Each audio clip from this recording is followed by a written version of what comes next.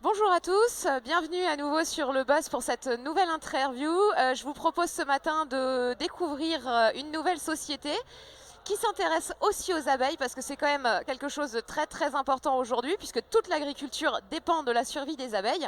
Et donc j'accueille Bertrand de La Belle Abeille sur notre plateau aujourd'hui. Bonjour Bonjour Bertrand. Lucie, bonjour, bonjour, Bienvenue. Alors du coup tu es merci. président fondateur de cette société. De La Belle Abeille. Est-ce que tu peux nous dire un petit peu quand est-ce qu'elle a été créée, puis déjà d'où vous venez? J'ai créé la société en juin 2015, elle est basée non loin d'Orléans. Et donc ça fait aujourd'hui, on est en 2019, un peu plus de 4 ans que la société est créée et à travers laquelle je développe cet objet connecté qui permet de suivre la santé des abeilles. Bah, c'est super, on va revenir dessus au fur et à mesure.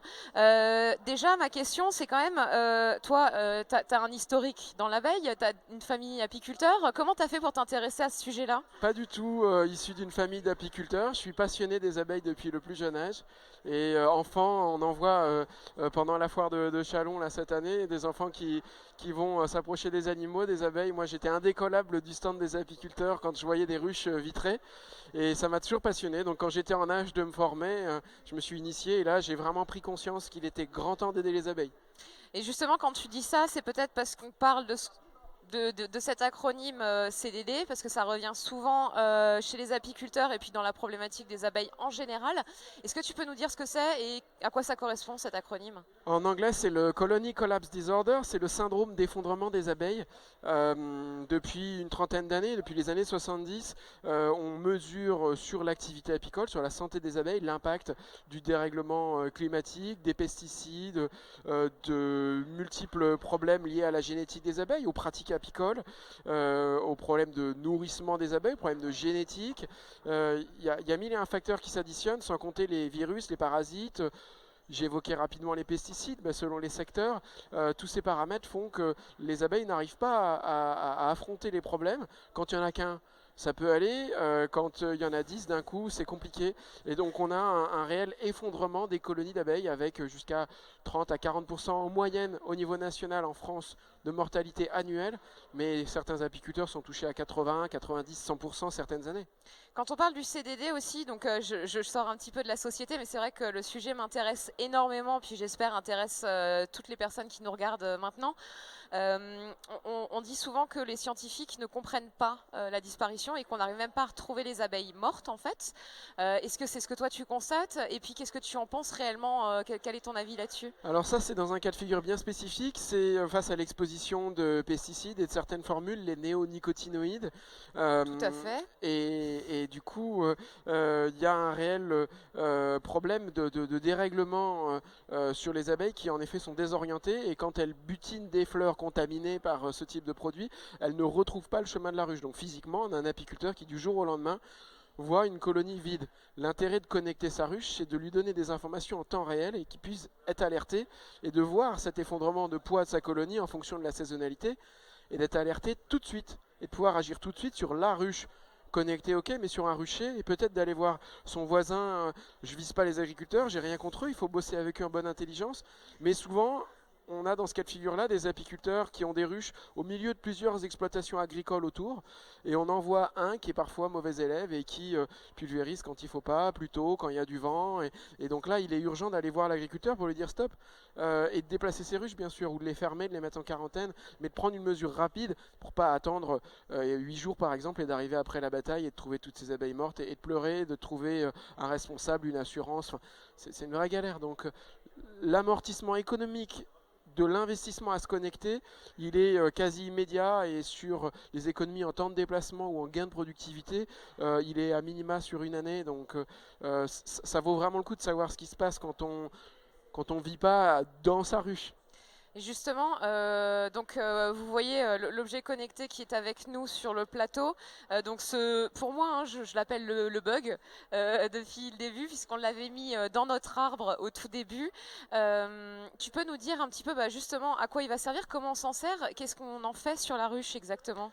Alors c'est assez simple, hein. On a un objet qui est assez robuste, hein, qui peut mesurer le poids en posant simplement la ruche dessus. On a une partie capteur qui va nous donner des informations sur les conditions climatiques, la température, l'humidité, la pression atmosphérique. On a également, en posant la ruche dessus, un système de géolocalisation. On a l'inclinaison de la ruche et son orientation par rapport au soleil. Donc on sait quand les abeilles travaillent puisqu'elles travaillent avec le soleil. Et toutes ces données sont corrélées avec des données météorologiques, ce qui permet à l'apiculteur d'avoir des alertes en temps réel sur son application mobile, sur son smartphone, ou directement depuis la maison sur ordinateur, ce qui lui permet par exemple de suivre les courbes d'évolution de sa colonie. Et de Donc là, là, vous voyez, hein, on de a voir une l'application. décroissance Alors, de la colonie tu veux que je sur la l'image. rapproche? Donc en fait, je vais vous expliquer. On a vraiment un graphique qui nous représente le poids de la ruche, hein, c'est ça, et qui s'effondre littéralement, qui commence à augmenter puis qui s'effondre d'un coup. C'est ça, donc sur une période donnée, ce qui peut trouver sa cohérence dans certains cas de figure. On est en fin de saison, les abeilles n'ont plus de ressources. C'est un apiculteur là qui est dans le sud de la France, qui est en fin de mielée, et elle s'effondre, mais sur des données relativement précises, puisqu'on part à 30 kg 300 grammes. La colonie produit et évolue jusqu'à 3 kg 700 et elle chute à 29 kg 700. Donc en fait, on a une latitude de poids d'1 kg, donc c'est très précis. C'est pas catastrophique, c'est une évolution sur 1 kg. Donc si moi je prends 1 kg aujourd'hui parce que j'ai bien mangé ou que j'en perds 1 kg parce que je fais 2 marathons la semaine prochaine, ça peut s'expliquer. C'est pas un bon moment pour faire des marathons avec la chaleur qu'il fait. J'ai vu qu'il y avait plein de chiffres sur ton site. Je trouve ça génial, les chiffres, surtout ceux que tu présentes. Il me semble qu'il y a le nombre d'abeilles avec lesquelles vous travaillez aujourd'hui. Exactement. Et ça déjà, c'est un très joli petit chiffre. Est-ce que tu peux nous le donner? On a aujourd'hui, en 4 années, industrialisé 500 bases connectées, déployé près de 300 auprès d'une vingtaine de grandes entreprises qui parrainent des ruches et d'autant d'apiculteurs connectés, des professionnels, des amateurs qui se sont équipés en direct, un peu partout au niveau national majoritairement, mais on en a qui sont partis en Belgique, en Suisse, au Luxembourg, dans les pays de l'Est. Donc en nombre d'abeilles, j'ai plus de chiffres exacts. Je crois qu'on est autour de 3 millions, si je me trompe ça pas. représente à 60 000 abeilles, grosso modo, par ruche en moyenne, selon la saison. Donc on est à un très joli et grand chiffre. C'est ça. Justement, par rapport à ça, c'est vrai qu'on s'imagine, enfin en tout cas je m'imaginais tout à l'heure, j'ai appris des chiffres aussi intéressants. On est sur de la haute technologie, on est sur quelque chose qui s'adapte très facilement à une ruche. Quel est le coût pour une personne pour ce type de choses ? Je tique sur un terme, c'est s'adapter parce qu'en fait, on peut poser notre système sur n'importe quel support sans modification du support et on peut poser n'importe quelle ruche dessus sans modification de la ruche. Donc en fait, c'est super simple. C'est ça que je voulais dire, c'est ça que je pensais dire. On pose la ruche dessus et on a tout de suite les données, il suffit de le démarrer. Ça coûte 640 € hors taxe, donc c'est le prix d'un smartphone avec une technologie similaire. Et pour exploiter les données, puisque on ne l'a pas évoqué, mais il y a différentes technologies de communication, des services web, mobile, le stockage de données, etc. Donc pour ça, il y a un forfait derrière de 10 € hors taxe par mois pour exploiter tous les services. Là où on n'est pas vendeur de téléphonie mobile et je ne vous demande pas de vous engager sur 24 mois, vous prenez le forfait pour 1 mois si vous voulez, 3 mois, 6 mois, vous l'arrêtez autant de temps que vous voulez, vous le reprenez quand vous voulez, libre à l'apiculteur. Intéressant, on peut aller tester, on peut aller voir comment ça fonctionne. J'ai perdu ma question que j'avais en tête. C'est pas grave, j'ai plein de réponses. Si, je pensais à l'équipe qui avait autour de ça, puisque là vous avez quand même une très grosse partie de technique, même développement, matériel, et puis apparemment l'application, le web qui va autour, et puis toi qui es présent aujourd'hui avec nous, donc j'imagine que vous avez peut-être aussi une équipe commerciale ou marketing qui vous suit. C'est un R&D permanent, on est beaucoup là-dedans. Mais dans l'entreprise, après une refonte, il y a eu des aléas que je ne pouvais pas imaginer, notamment des problèmes industriels. Donc j'ai eu une première salariée que j'ai dû sortir, des stagiaires, etc. J'ai passé en 2018-2019 une période où j'ai refondu l'entreprise. Et là, maintenant, on réembauche justement une équipe commerciale à partir de lundi matin. Et le but maintenant, c'est de relancer pleinement les ventes. Maintenant que tous les petits accros de départ ont été résolus, on peut maintenant construire sereinement. Donc on prépare le petit déjeuner pour les commerciaux qui arrivent lundi. C'est ça. Et donc comme vous avez compris, hein, comme on a eu l'habitude de vous le dire hier à propos des différentes startups qu'on a interviewées, c'est important, hein, quand on crée une société de pouvoir la repenser, de la faire évoluer, de s'adapter à des choses où on ne pensait pas que ça existait et vraiment de s'impliquer avec les clients, avec les personnes qui sont autour de nous. Je pense qu'aujourd'hui, de toute façon, une société ne peut pas être pensée sans imaginer qui est-ce qui va s'en servir de son produit. C'est ça, ça évolue, ça bouge tous les jours et les apiculteurs aiment beaucoup un terme qui est pivoté, qui revient souvent quand même à changer de direction. C'est pas notre cas, on a restructuré ou on a structuré parce que quand on naît, on doit apprendre à marcher, à parler, à manger, à se tenir, à être éduqué. Et là, c'est tout autant de choses qu'il faut intégrer quand on crée une entreprise. Construire, ça met du temps. Et 4 années, ça me semble être un résultat correct pour avoir une techno qui fonctionne maintenant, qui est déployée. Et là, il n'y a plus qu'à vendre, il n'y a plus qu'à se faire connaître. Non, on ne s'attend pas forcément justement à ce qui est que. Même si ça paraît long à des moments, et puis en même temps, il y a l'excitation qui rattrape, et puis les 4 ans, on a l'impression que ça fait 2 jours que ça a commencé.